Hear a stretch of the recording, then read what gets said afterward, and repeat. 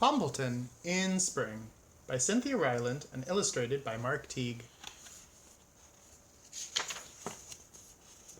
This one has 3 chapters: spring cleaning, the bicycle, and the tent.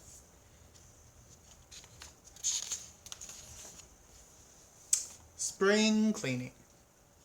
"It's time for spring cleaning," said Poppleton one morning as he looked around his house. He had so many things. Things and things and things. There was a box of unmatched socks. There were jars of old buttons. One whole shelf was full of rocks. Poppleton liked his things so much, but he knew he had to clean. "I will take some things to Cherry Sue," he said. "Then I'll have more room." Poppleton went over to Cherry Sue with an armload of things. "Goodness," said Cherry Sue at the door. "Would you like some things?" Poppleton asked.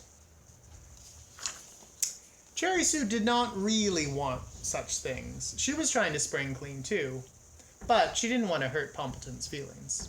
Of course," said Cherry Sue. "We'll put them in my attic." Poppleton followed Cherry Sue into her attic. He dumped all of his things into a corner.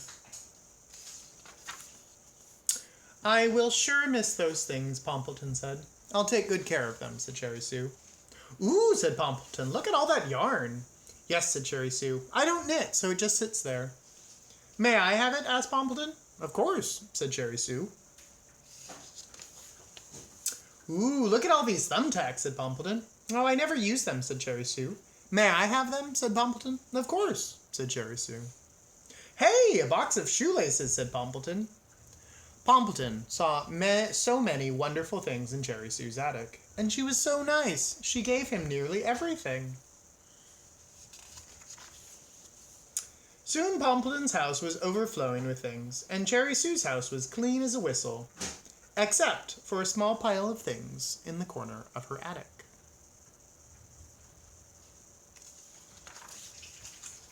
Poppleton and Cherry Sue had lemonade in the sun when they were done. "Don't you just love spring cleaning?" asked Poppleton. "I certainly do," said Poppleton.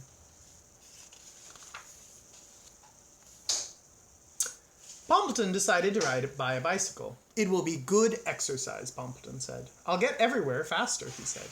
"And I get to choose a favorite color." That was the best part. Poppleton went to see his friend Marcia at the bicycle store. "I would like to buy a bicycle, please," he told Marcia. "Sure," said Marcia. "What kind of bike do you want?" A bicycle," said Poppleton. "Something for exercise, something to get everywhere faster." "Yes," said Marcia, "but what kind?" She took Poppleton into the big room. There must have been 100 bicycles in that room, and they were all different kinds. Marcia showed Poppleton until he thought he would faint. Finally, he pointed to one weakly. "That one," he croaked. "What color?" she asked. "Red," said Poppleton. "What kind of red?" said Marcia.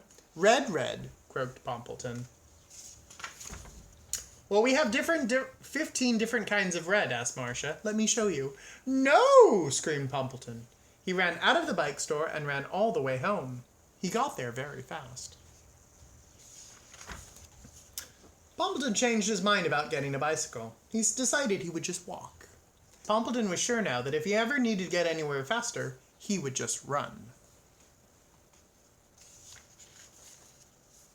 Chapter 3. The Tent. In spring, Poppleton decided to sleep outside in a tent. His friends thought he was very silly. "Why sleep outside when you've got a house?" asked Hudson. "Won't you get chilly?" asked Cherry Sue. "You'll catch pneumonia," said Gus the mail carrier. But Poppleton didn't listen to any of them. He carried all of his quilts to the tent. He had a flashlight and a pillow and some good books. And long after everyone else was asleep, Poppleton was still up. Sometimes he was reading. Sometimes he was just thinking.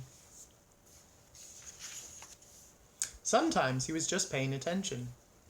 Poppleton loved spring at night.